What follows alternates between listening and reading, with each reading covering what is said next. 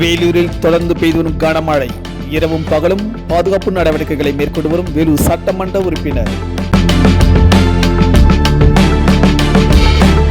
வேலூரில் கடந்த சில தினங்களாக தொடர்ந்து பெய்து வரும் கனமழையின் காரணமாக வேலூர் 17வது வார்டு மாங்காய் மண்டி, இந்திரா நகர், கன்சால்பேட்டை, புதிய பைபாஸ் ரோடு ஆகிய வழியாக பாலாறு நதியை சென்றடையும் நிக்கல்சன் கால்வாய் இரவும் பகலும் தொடர்ந்து மாநகராட்சி ஊழியர்கள் மூலம் தூர்வாரும் பணிகள் நடைபெற்று வருகின்றன.